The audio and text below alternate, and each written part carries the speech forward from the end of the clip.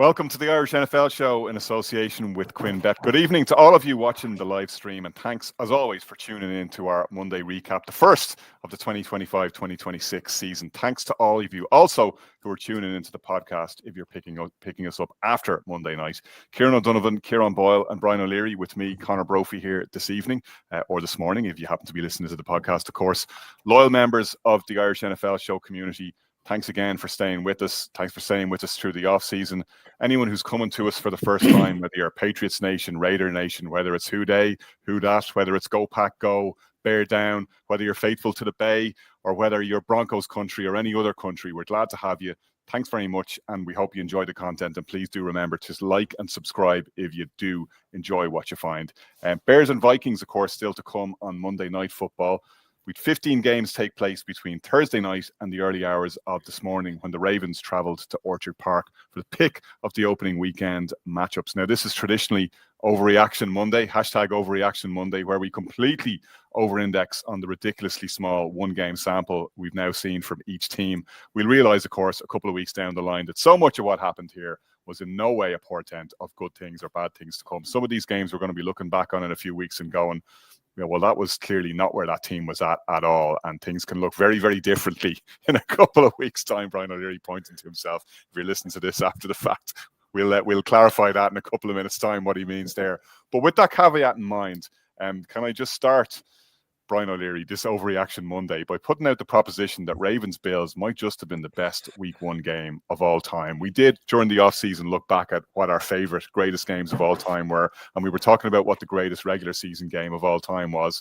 I'm not necessarily going to say this was the greatest regular season game of all time, but my goodness, I did not expect anything of that level of quality to come out of Week 1. They absolutely spoiled us.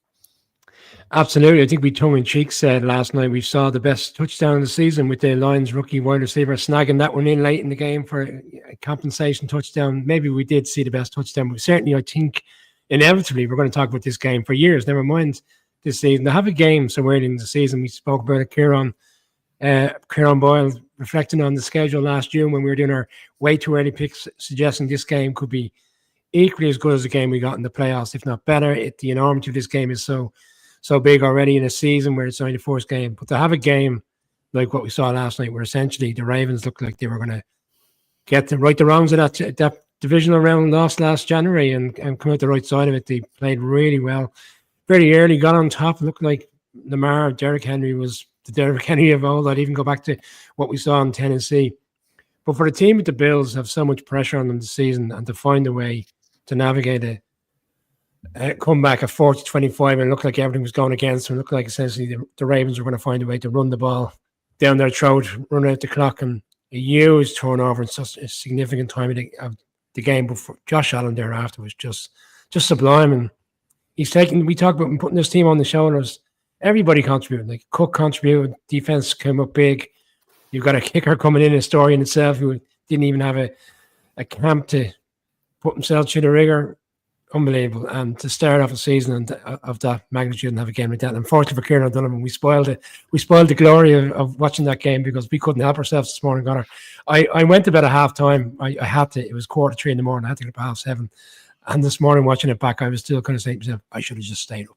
There you go. I'm gonna say this as a public service announcement and apology on my behalf to anyone who was on the 15D bus this morning at about 8:30 on the way through Rathmines. So I was watching the game in 40 highlights. So like you, Brian, I couldn't stay up till the end. I said, I watched the 40-minute highlights on Game Pass, DAZN Game Pass this morning, and I tuned in, and I still had about 20 minutes to go by the time I was going out for the bus. So I sat and watched the last 20 minutes while I was on my way into town, on the way into work.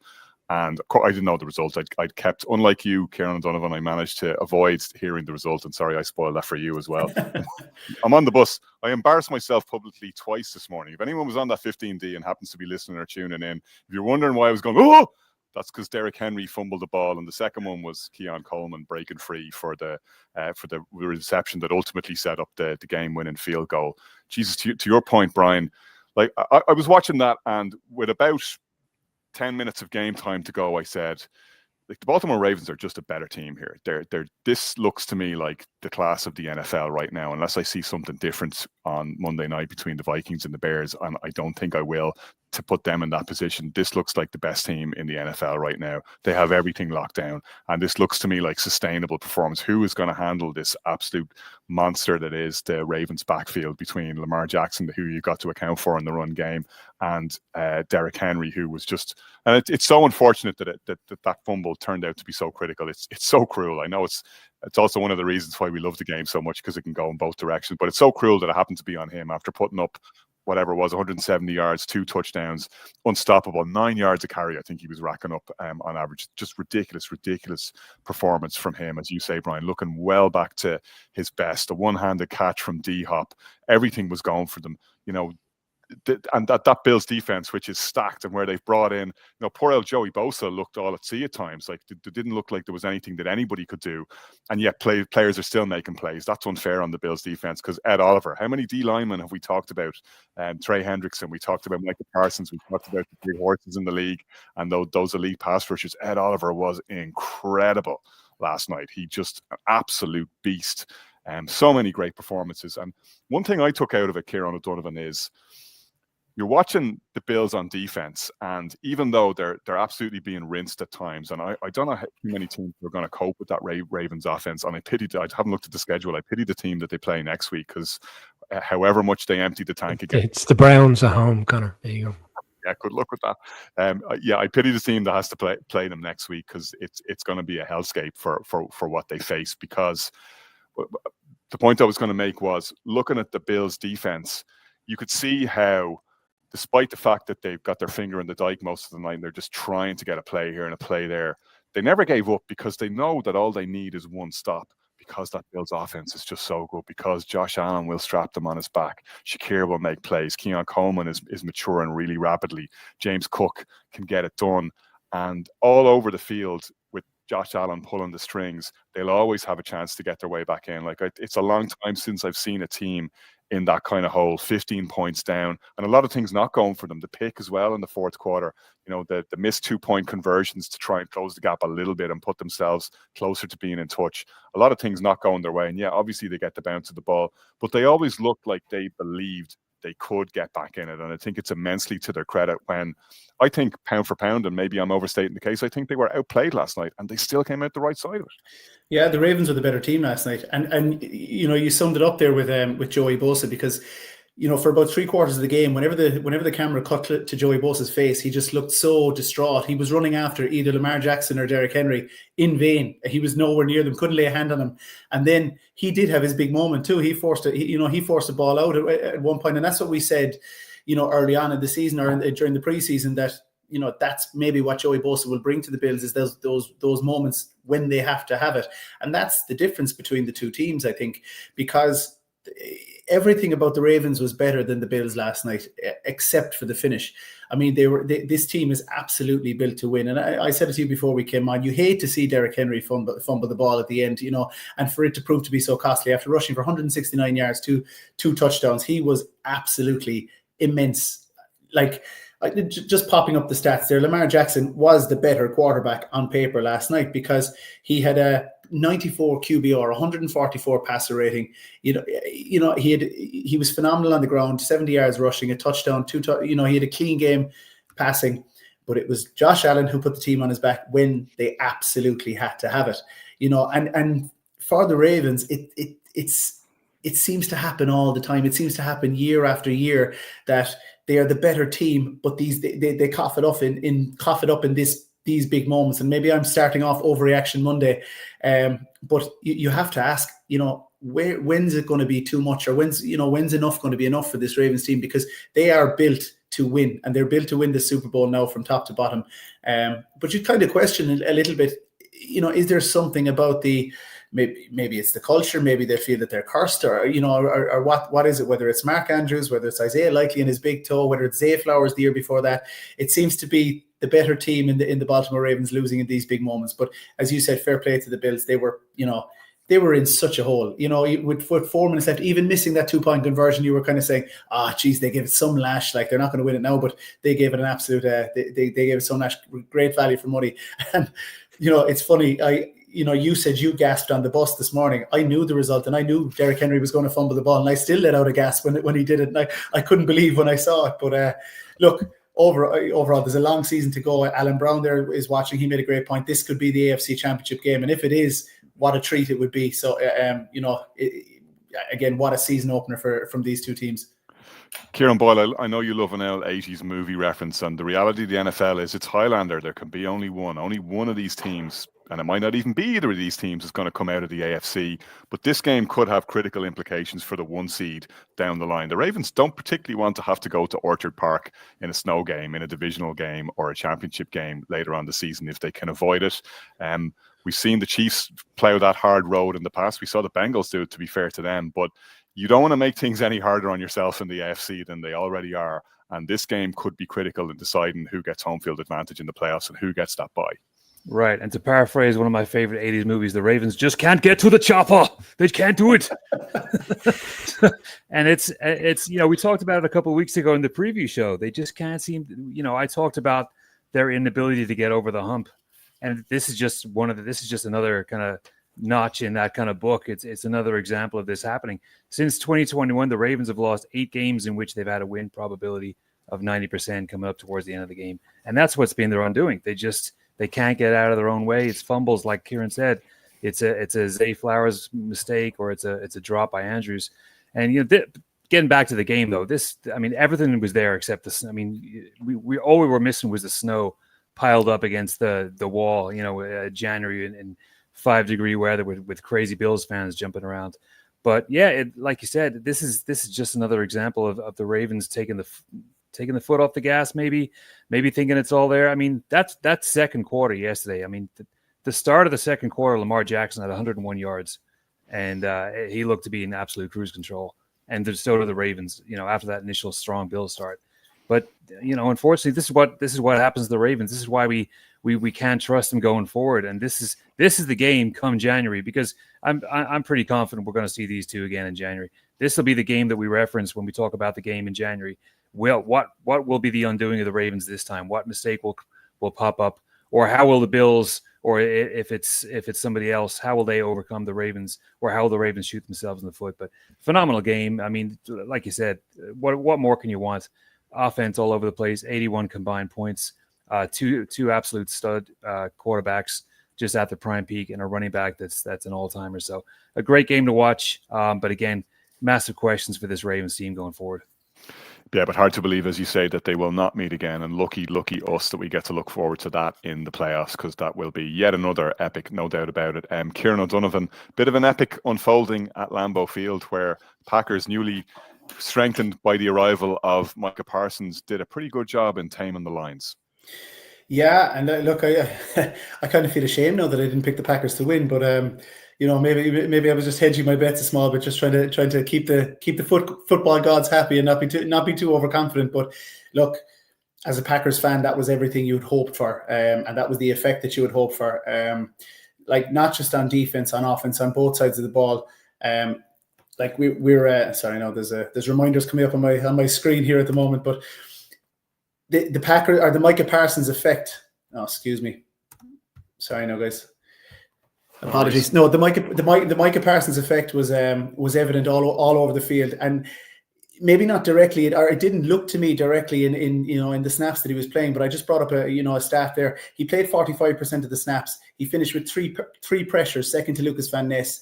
And the results of his pressures were a 2-yard loss on completion, an interception, and a sack. So, in playing less than half the snaps, he had a huge direct impact on the game. But they say a rising tide lifts all boats. You saw Lucas Van Ness and what he was able to bring last night. You saw an elevated performance by Rashawn Gary. You saw a lot of the other defensive performers that hadn't really been stepping up for the Packers really bring it last night. And then on the offensive side of the ball, you saw a really competent performance by Jordan Love. 8 of 9 against the blitz was a huge stat.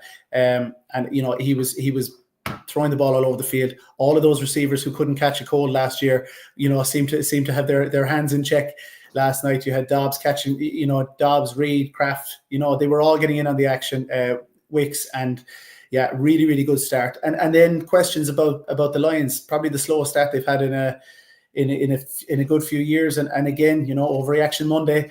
But the questions will flood in now. Was it Ben Johnson? Is it Aaron Glenn? Are they going to be under pressure without these coaching personnel? And I mentioned that a sneaky I suppose a sneaky name as well, Tanner Engstrand, that Aaron Glenn brought across to the Jets, and you look at the confidence in Justin Fields' passing game last night. Listen, maybe there's a little bit to that. And you'd give the Lions credit that they're going to come back. They're going to be a lot better than that as the season goes on. But maybe just early signs of tiny little cracks showing. Hopefully, anyway. I like that comment from Keith Keller, because I remember noticing that in the red zone when I saw it last night when Tucker Kraft scored that touchdown after Brian Branch got penalised after ripping off his helmet. Like, that's letting your play do the talking. Like, I'd say Branch felt a little bit foolish after that one, watching Branch celebrating the end zone. Brian, Micah Parsons' debut, like, it's hard to overstate what an impact he made. On a limited snap count, as Kieran said, playing less than half of the defensive snaps, 29 of 65 was what he played. I can't remember the exact figure, but when he hit Jared Goff for his sack, his closing speed, or his top speed on that chase down, was almost 18.5 miles an hour. That's the fastest he's run for any of the 53.5 sacks that he's got in his career so far in the NFL, and he's still not fully fit.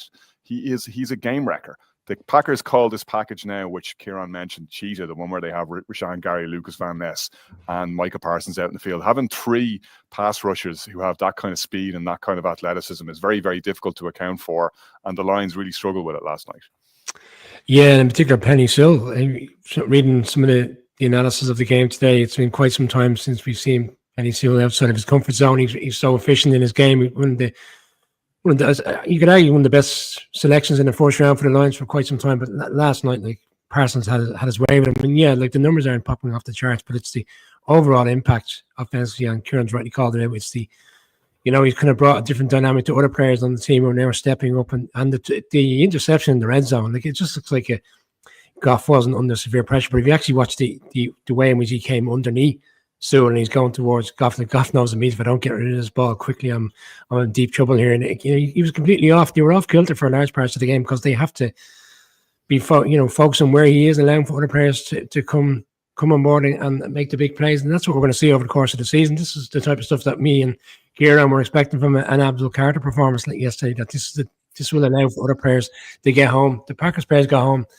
Look, it's a great trade in the sense of it puts the Packers where people believe they should be in terms of challenging for the division, challenging potentially go deep into the playoffs. And now they're going to play on Thursday night. It'd be interesting to see how quickly they can turn around on Thursday night. Can they come again against? It's a different dynamic on Thursday night. And Jaden Daniels is a much more mobile quarterback than what Goff was. So it'll be interesting on Thursday night. Yeah, like, it's striking already, Connor, the fact that how quickly he can adapt, albeit not in the game fully. The snap count was reduced, but that obviously can get better and better over the course of the season. I think we're in for a very interesting season within the North. Kieran Boyle, I don't want to get too sucked into overreaction Monday narratives when it comes to the Lions. Most teams in the league at large, but certainly in the NFC, would kill to have the kind of talent that they have on both sides of the ball. I kind of think they're going to be fine. But as Kieran O'Donovan said, the questions are going to keep coming. How much Aaron Glenn and Ben Johnson were responsible for the success of the offense and defense, respectively, and given how relatively listless they looked last night. I mean, it was just too easy for the Packers to handle them for a team that won 15 games last year. And they have traditionally been strong starters as well. They're not a team that you expect to come out swinging wet celery in September. Yeah, I'm not going to overreact. I think, I spoke a couple of weeks ago. I wasn't concerned about the Lions' changes in coaching. I think that the talent on the field is going to tell over the course of the season.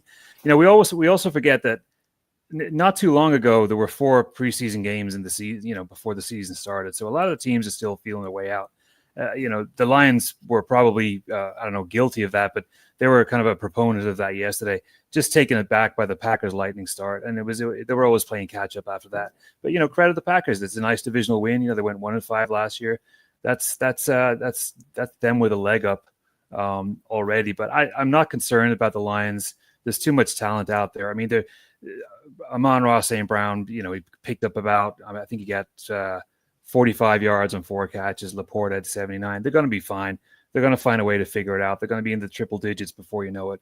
And that offense is going to start humming soon. The defense, Hutchinson is still finding his way back, after being out for so long. So I'm definitely pumping the brakes on the Lions. I'm not overly concerned at all. I think they're going to come good when it's time. Brian, a nice divisional rivalry game to start the season in the NFC West. Sorry, did you want to make a point there? Yeah, sorry, just a quick point, Jim. We were touching on, you said, oh, God forbid who the Ravens have this coming weekend, but you kind of get the sense that might be the feel as well this week within the North, because the Lions are obviously going to be, looking to react quickly and get back on board, and they've got the Bears on Sunday. And okay, notwithstanding the Bears result tonight, but it's the kind of game you're kind of not what we want to go in against a team that'll be scorned after such a difficult loss within the division. They'll have to get back on track. So that's an interesting dynamic this Sunday. Where are we going next, Connor? Down to the NFC South, is it? Going to Seahawks 49ers, where I like to what Kieran and Boyle was saying there about week one, teams feeling each other out. This looked much more like a week one game, say, than Ravens Bills, which is a massive outlier. You don't expect both teams to come out of the traps like that and be firing on all cylinders. This looked much more like a week one game. Defenses on top, a lot of mistakes, not many points put up. But to the point about defenses being on top, we talked about this in the offseason about one of the things that the 49ers would be very, very glad to have in their armory was welcoming the return of Robert Saleh, who, whatever his coaching misadventures in a situation where he wasn't set up for success, to be kind to him in New York with the Jets, he knows how to put a good defense out in the field. And I thought there was a noticeable uptick in what the 49ers were able to do on that side of the ball. Yeah, I think it was always going to come down to which defense could make that one more play in the game. It kind of played out in a manner in which it looked like Seattle were going to find a way to nab the victory. But yeah, like you can see on the sideline, what was striking for me was how the players are fully invested in Robert Saleh. Like you see the reaction that after they make a big play defensively, they come over, they're all energized, they're all on top of them, and it's kind of reflects of what we kind of saw a couple of years ago when they were in the championship game. And yeah, it's a big result. And look, I went for the Seahawks. I thought the Seahawks would find a way to grind out a victory. I just thought the 49ers might be that little bit light going into this game, and it didn't really play out in that way. Like they seemed to be. It kind of was a weird game. It started off like it looks okay. This is 49ers, and they kind of had a bit of a slow burst second, third quarter where the Seahawks seemed to get hold of the game. 49ers come rallying back, but then inevitably at the end it looks like Seattle are going to get it over the line. But the big play at the end, and it kind of strikes me as that kind of 49ers defense a couple of years ago, where just at the most appropriate time, they find a way to get this big play and navigate the victory. And it's a big win because already you're in a division where the Rams have won. The Rams their performance wasn't striking in many ways. It was a very low scoring game in SoFi, but they needed to get that one over the line because the 49ers, there's questions of the 49ers. Like you saw what the reaction of many 49ers fans on social last night, but the fact that some of us were even selecting the Seahawks. So questions were there, but they've answered them so far. And I think they've got a nice game this weekend. Oh, they got the Saints this weekend, so you would argue they'd be 2-0. But yeah, big game, big victory. But yeah, I think if the defense plays in the manner in which we saw a couple of years ago over the course of the season, the Robert Saleh, I think, yeah, they'll certainly be in the sweepstakes come later in the season in that division. Kieran Boyle, another takeaway I had from this one was that, and it's not going to come as news to too many people, and it's something we talked about in the offseason again. The Seahawks will go as the run game goes. They need to get Charbonnet and Walker going, otherwise it's much more difficult for them. Absolutely, and that's where they struggled yesterday, and that's really the tail of the game as far as I'm concerned. I had the Seahawks too. I think I'm really high in the Seahawks this year, and give San Francisco the credit. They came out with the victory, but I mean that was real touch and go. But like you said, if this game is played week 6, week 7, you got to think that Walker and Charbonnet are going to have the legs behind them, and they're going to be able to put up more than 67 yards and a touchdown. Nice game from Smith and Jigba, but that run game has got to get going. It's got to help Darnold out the first couple of weeks. We spoke about it in the preview that they've got to give Darnold a game or two to get his legs together before he starts slinging the ball around the place. But that's another a classic Purdy game. 2 picks, real ropey towards the end. Arguably that throw in the corner could have been picked off, and it could have been a whole different scenario for the 49ers. But I'm excited for that replay game whenever it is. I haven't seen it. I don't know. He does frustrate me, Purdy, and I'm not a Purdy hater by any manner of means. But like for as good and reliable as he looks so much of the time, and I'm really like I do see him as very much a clutch player, and he's a player who's proven it time and time again. He can bring them back from the dead. He's done it in the playoffs. He's got a better body of playoff work than Lamar Jackson does, frankly, even though I wouldn't even compare the two quarterbacks in terms of their overall ceiling. But he sails throws as well. You're like, dude, particularly the one off to his left, there's a particular sideline throw that he just really struggles with. He can never quite get that placement and that accuracy where it needs to be. Yeah, and he flirts with disaster so many times. I mean, it was almost disastrous at the end of the game yesterday. He's so close to turnovers and fumbles and picks. It's really exciting because you never know what's going to happen with him, because he slings it around all over the place, and generally he comes out on the side of good fortune with those throws. But when you're giving somebody a $265 million extension, those are the wins you got to eke out, and that's what he did. That's what it was asked of him. He after losing Kittle, the third string tight end, I think his name is Tongues, was able to pull it in. So he made a way to get it done, and credit the Niners. They pulled a win. They pulled a win from, I'm not going to say defeat, but they made it real hard for themselves, but they got over the line in the end. Kieran O'Donovan, so good to see Christian McCaffrey out in that field and looking pretty close to fully fit. Now, there was concern over calf injury, a mild calf injury that he had in the run up to the game, but you see again just how vital he is to everything that Kyle Shanahan wants to do. Him staying upright is going to tell a huge amount to what this 49ers team want to do this year. Yeah, and it's almost like PTSD or something like that when you hear about Christian McCaffrey, and any mention of any injury, no matter how soft it is, or insignificant it might be, you worry for him because he has had such bad luck or has had such a bad run of injuries. But like we said, we spoke before we came on air tonight.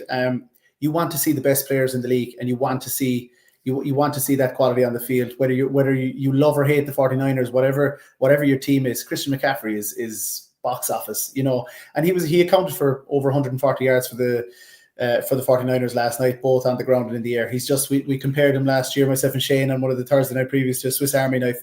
He just does everything that you need him to do on any given moment. He can bail you out, and on a screen pass, he can take it up the middle. He can get around on a jet sweep. Anything you want him to do.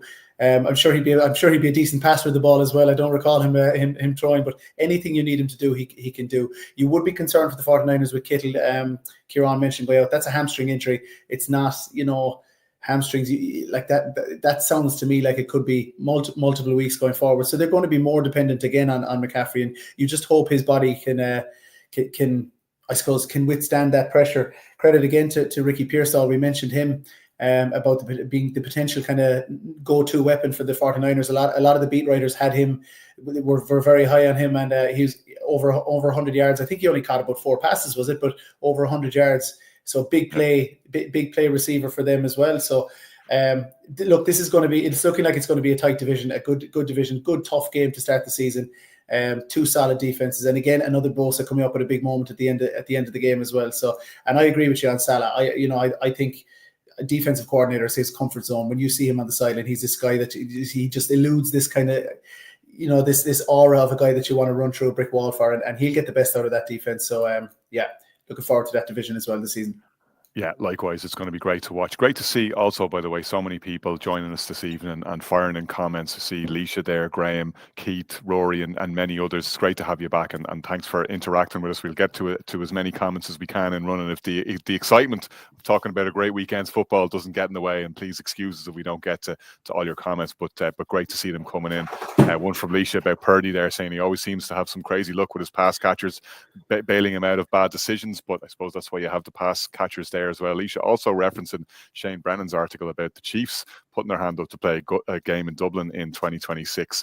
Shane, who's not with us this evening, but had a great article in the Irish Independent there about the Chiefs' plans. Fingers crossed. Obviously, we'd love to see them, and indeed as many games as we can get in Ireland in the coming years. But exciting to think that there might be another one in 2026 after the one that we're still eagerly anticipating, Kieran Boyle, between the Jets and the Steelers. And the Steelers certainly look like a much better watch this year than they did last year. Aaron Rodgers is going to be fun as long as he stays upright in Pittsburgh. He got absolutely tuned by Quincy Williams late in the game, and I was glad to see him, relieved for his sake, to see him get back to his feet. But that was a really fun game, and the Steelers look like they're going to be a really entertaining watch. It was hard not to feel like we're in for a great game when they arrive in Dublin. Yeah, it wasn't your typical Jets or even a Steelers game. I mean, offense all over the place, and a salty Aaron Rodgers out there too, trying to stick it to the Jets. He talked about that in his press conference. You like to see. Yeah, that was fun, but like, Yeah. I was gritting my teeth watching it as well. Like he's saying, "Oh, I think the question from the reporter was, was it good for you to beat Aaron Glenn because basically he's the guy that chipped you out of town?" And yeah, that's what happened. But I was excited to beat the entire Jets team. You're like, I mean, okay, whatever about the manner of his departure and whether he feels he got short shrift, they bent over backwards to accommodate everything that Aaron Rodgers wanted. Brought in Nathaniel Hackett, who's a useless offensive coordinator. Brought in a whole bunch of Aaron Rodgers' old buddies who couldn't play football anymore. Did everything he wanted and broke their whole organization to accommodate him. And all he can do is throw salt on the wounds after he leaves. Yeah, and I think a lot of that was due to there was footage of him leaving the field with Tomlin going down the tunnel, and he was getting the business from various Jets fans. There was a couple of Steelers fans in there too, but he was definitely getting the business from the Jets fans, and he was giving it back as well. But that's the part of he plays the villain perfectly. He goes back to MetLife, plays the villain perfectly, and spoils the Jets. I mean, the Jets put up 32. The Jets only put up 32 points twice last year when they beat Jacksonville and when they beat the Dolphins. So that's not a small feat by the Jets in a team that's generally offensively challenged. But it was great to see a back and forth. Fields, he kind of took his detractors down a little bit because he was out there slinging the ball and he looked really good. And Rodgers was out there doing what he does too. And it was great to see that the offense is just going back and forth, and also the defense is put in a hell of a shift too. I really like the contribution from some of the other unheralded Jets players like Mason Taylor. It's nice to see him get in there. And what was good to see for me, especially from a Jets perspective, they lost Vera Tucker during the week. A huge part of the right guard. They were channeling the ball a lot more on the left side, giving it to Braylon Allen and out to Wilson too. So yeah, so I mean they were utilizing what was given to them, and credit to the Jets. They put up a lot of points. They made it an entertaining game. And it's good to see, because it gives the Jets hope. They've been, kind of under the cosh for the last number of years, and it shows that the Steelers can put up points under Rodgers too, because that was the knock on them a lot last year. It was a couple of turnovers and a couple of Boswell field goals. Boom, we've won 12-9. So it's good to see both teams can put up points. Hopefully, it's not a blip, an opening day blip, and both teams resort to type for next week, but. Great battle. You love to see it. You love to see Rodgers play the villain and go out there giving good copy and making sure that he stays relevant for at least one more year in the league. Kieran O'Donovan, I see Keith Kelleher in the comments saying he hates to say it, but Fields looked good. I'm going to give you your props here because you mentioned more than one time in the lead up to this game that Tanner Engstrand could be a potential difference maker at the Jets. And you mentioned him earlier in talking about how he was a sneaky good hire by Aaron Glenn, taking him away from his previous home in the Detroit Lions, where he was responsible, I think, for the passing game. I think he was passing game coordinator. But Justin Fields has clearly put in some work. And he clearly trusts what's around him. And one of the striking things for me, watching the way he played, having watched a lot of games, obviously, where he played in Chicago, where he was not really, frankly, put in a great situation a lot of the time. He wasn't bailing on pockets. He was stepping up. He was keeping his eyes downfield, made a couple of great throws. And he also did something that Lamar Jackson does brilliantly, which is he uses the threat of scrambling to back people up and fix them, and then fires the pass. He's aware of what he can do, but he's not prepared to take off at the first sign of trouble anymore. He's trusting that the play will develop and that he can get a receiver open, and that's very much to the Jets' advantage as they move forward. Yeah, I thought it was a really mature, composed-looking performance from Fields. He only had 6 incompletions, 16 of 22 for 218 yards, a clean game. He did everything that the Jets could have asked of him. He was good on the ground, as you said, and just the threat of being able to run, just creating that uncertainty. And the Jets arguably were more impressive on offense because they put up 32 points against a hugely vaunted Pittsburgh Steelers defense who have stars all over the field, both in the front seven and in the secondary. And you saw that massive Jaylen Warren hit as well, justifying that transfer. They got their money's worth in week 1 as well. But this was just a really, really entertaining game. I thought it was the best of the early games as well. 34-32. You don't often associate Pittsburgh with those high-scoring games. I know they started out the season well last year as well, but from a Pittsburgh point of view, from an Aaron Rodgers point of view, whether you love him or hate him, they depended on the passing game last night because they had only 53 yards rushing. He had 136 passer rating, 4 touchdowns, no interceptions. So, I mean, also like Aaron Rodgers did what they asked him to do as well. Highly entertaining, and when you see when you look forward to the Steelers coming to Dublin in only 3 weeks' time, the better they're going, the better it is going to be for the atmosphere in Dublin. And if they're, if they're on the crest of a wave, Dublin is going to be unbelievable. And if they can keep up that momentum as the season goes on, or even as the next couple of weeks go on, you really look forward to welcoming them and to see what they can do against the Vikings in a few weeks' time.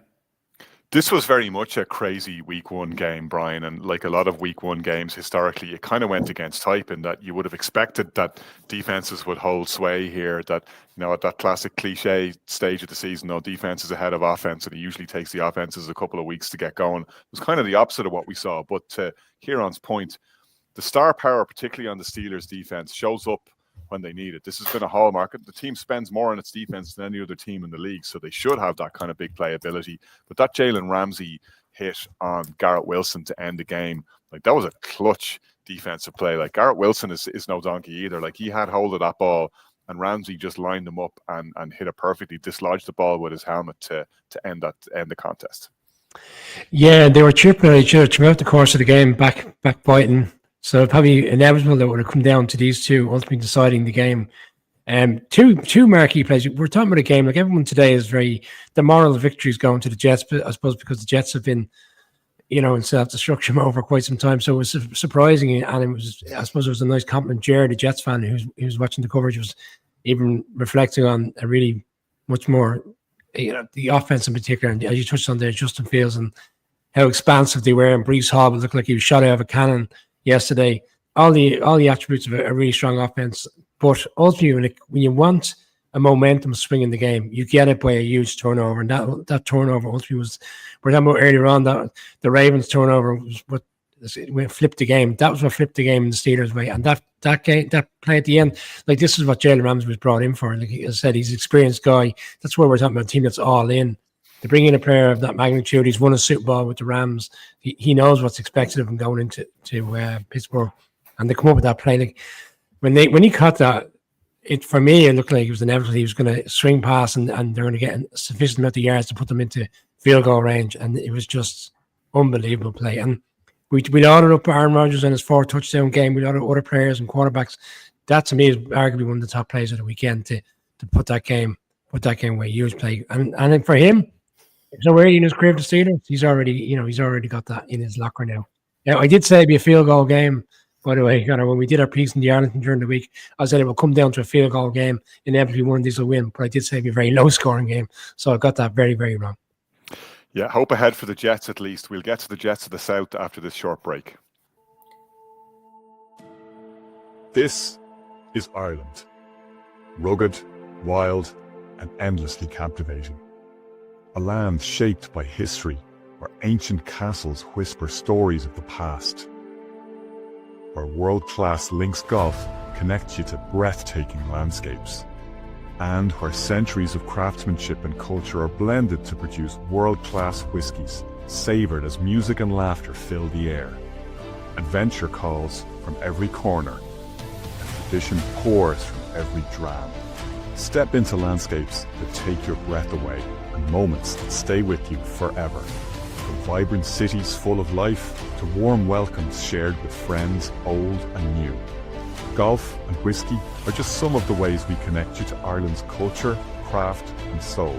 But every journey with us is about people, place and authentic experiences you'll never forget. This is more than a trip. It's the Dunes and Drams experience. Discover Ireland with us and make memories that will last a lifetime. And thanks to Dunes and Drams, that break brought to you by our new travel partner, and some memories to last a lifetime over the weekend, indeed, from that Ravens and Bills game in particular. Bucks Falcons was another game that took place over the weekend. Kieran Boyle, Falcons really should have won this game. They had it exactly where they would have wanted, and if you had the one Falcons player that you thought you could rely on to come through in the clutch, it would have been Younghoe Koo, who unfortunately did not. No, we didn't. But a lot of factors led up to the demise of the Jets from the South. Jets of the South, I should say. Just when you put the two teams up against each other, I mean the Bucks kind of quality shines through. But there was some concerning things for me. I mean, first off, Penix did what Penix does. He slung the ball all over the place. He threw it 42 times for about 300 yards and a touchdown. But what concerned me was the lack of any kind of movement with that Falcons running game. I mean, we know Bijan Robinson got the touchdown, but he had 12 carries for 24 yards, and Algier had 10 carries for 24 yards. So they really struggled moving the ball on the ground, which definitely complicated things for the rest of the game. I mean that's what led to Penix slinging the ball all over the place, and that feeds into Vita Vea and Levante David and those guys. So it was a nice game, nice back and forth. It's a classic kind of NFC South. The Falcons have had their way over the last couple of years, but ultimately the Bucks do. But it was a nice game, a nice Baker Mayfield kind of game to bring him back into the league. But ultimately, and you saw Raheem Morris at the end talk about kickers, the exasperation. It's got to be a killer for these coaches when they see the kicks. I mean, it wasn't the first kick that was missed yesterday, or even in the last even in the last season. So that was the big the big kind of the talking points for me. It was the lack of the run game, and then Raheem Morris' exasperation after the game. But it's just a reminder that the Bucks rule this division, and until things change, that's the way it is. You see how happy they were to get that divisional win yesterday, but I mean it's like Leash is saying right now. I was going to get to Mbuka. I mean, the guy that the last time he played a competitive game was in that stadium when they beat Notre Dame, and that's just another weapon that they've added. 2 touchdowns. And they just looked comfortable yesterday. I mean, despite the fact that it went pretty down to the wire, he looked like he's been there for years. Product of Ohio State, and it's just another weapon that Baker gets to add. And when you've already got the likes of Vita Vea and Levante David and the likes back there, it's a typical kind of. I don't want to say it's a typical Falcons loss, but if you think back on the quarterback documentary on Netflix, that's the kind of game that they were losing last year when Cousins was up there. So it's I don't want to say it's typical of the Falcons, and I know it's the first game. But I'm not going to overreact. Funnily enough, though, those were the kind of games that they were winning last year. They actually beat the Bucks in both games last year and put up over 700 yards of offense. Like Kirk Cousins was ridiculous in those 2 games, and they did nothing for the rest of the season. Yeah, well, that's the thing. They did that in that game, and they look like that. But when it comes to the rest of the league, that's kind of the game that they lose. Like I said earlier, they had their way with the Bucks last year, but that's kind of typical for the Falcons. And I'm not going to kill them just yet with it being week 1, but they've got to fix that run game because 48 combined yards out of. Brian, I love watching Bijan Robinson, but every time I see him in that Falcons uniform, as Kieran Boyle was saying, I'm like, they don't treat you right. Why don't you go somewhere where they'll treat you right? I'd love to see Sean McVay get his hands on Bijan Robinson. He just kind of looks wasted there because when you see what he can do, he's as exciting a player as there is in the league. Yeah, I think they said during the commentary he's got the highest count of a player with broken tackles across the league of all the running backs. You just can't seem to shift him.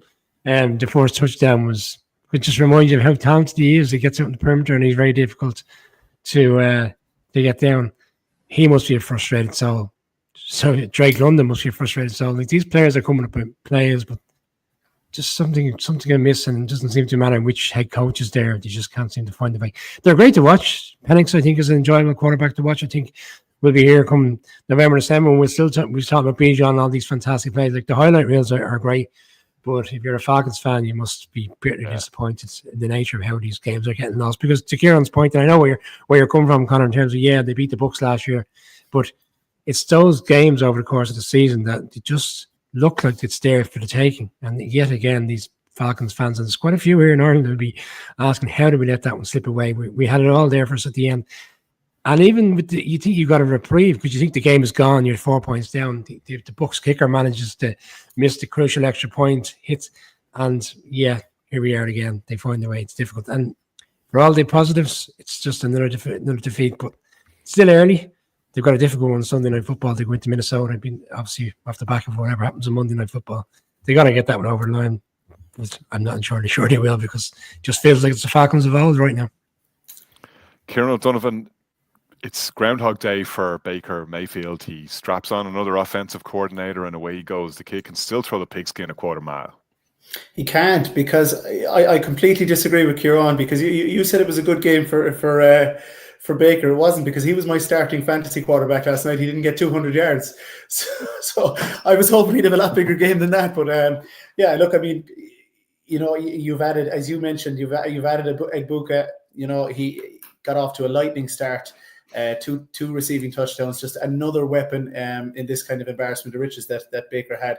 And yeah, like, the ceiling is pretty high for the Bucs, but I pumped the brakes a small bit on the criticism of Atlanta. I thought there was a lot to be hopeful for, even though that this is, you know, Kieran, you mentioned the fourth preseason game and you know, working out the last few kinks. I think if they can get Bijan Robinson going, if they can get Tyler Algier to complement him in the backfield, I think there's a lot to be hopeful for. A lot of nice moments for Michael Penix Jr. last night. You know, hugely athletic play to reach over the line. I don't know how he did it.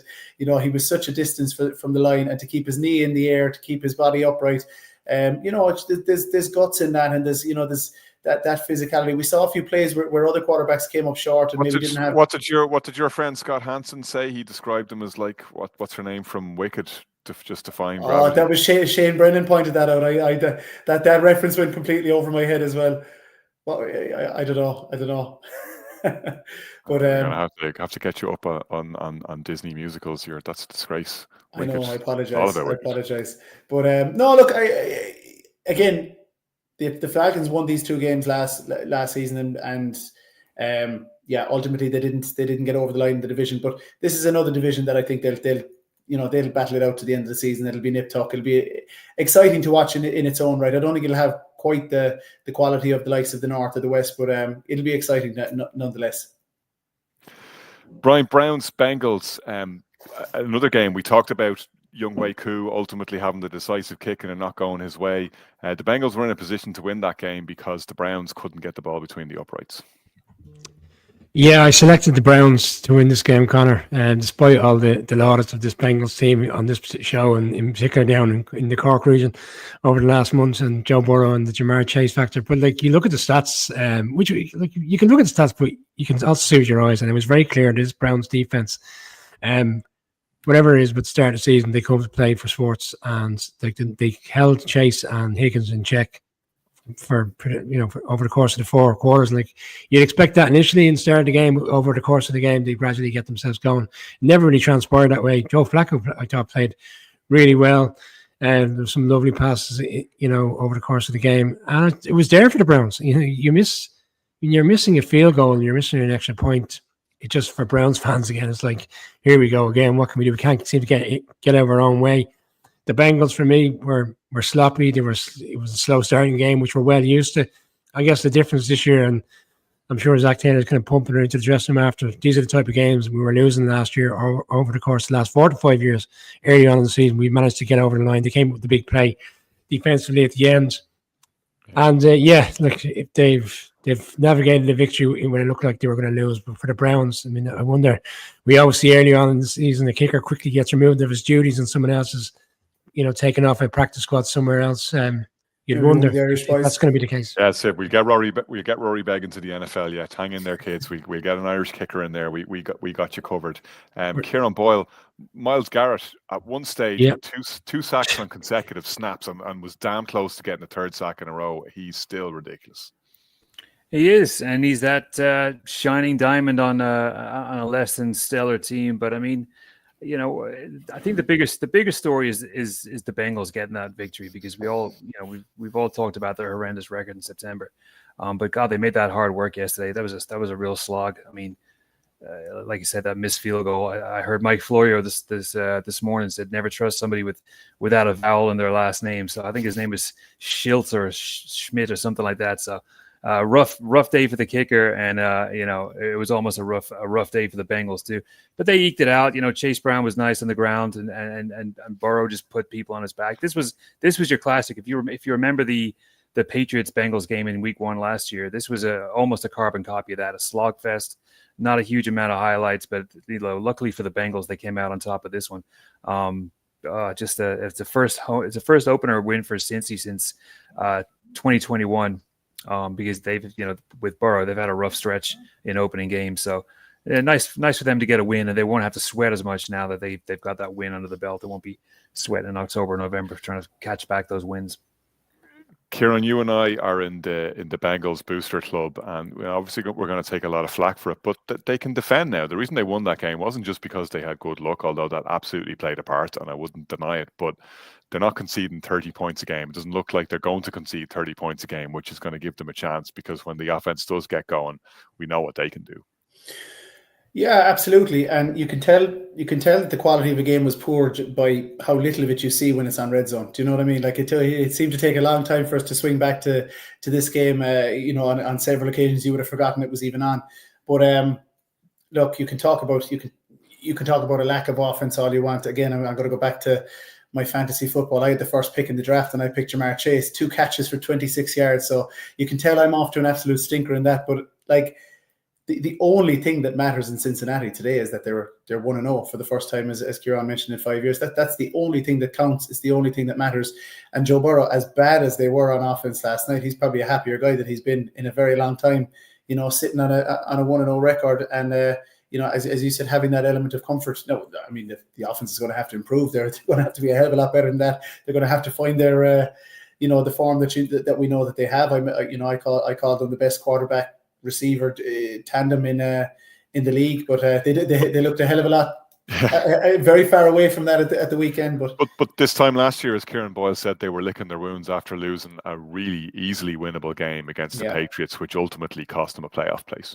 Yeah, and they came close as well to some big victories, but they fell short. They could have beaten the Chiefs, but like the story of the first month and a half, 2 months was coulda, shoulda, woulda. And they just fell way too far behind the 8 ball to be competitive. And even if they got out of jail and got into the playoffs, they could have been very dangerous, but they just left themselves too much of a mountain to climb. And so we always talk about it. We've said it so many times. You can't win or lose. The season isn't going to be won or lost in week 1, but you can certainly do yourself a lot of favors by just getting yourself off to that positive start, and that's what they did, and that's all that's going to matter to them as well. Yeah, you only got 17 games, and they all count. One of the many reasons why we love this league and love this game. Brian, of the remaining games, Broncos Titans. Interesting, I suppose, both from the point of us seeing what that Broncos defense can do. Not an easy debut for Cam Ward, who held himself well and conducted himself well in difficult circumstances in a difficult stadium. That was a heck of a place to have to make your debut, but it went pretty much according to plan from a Denver perspective.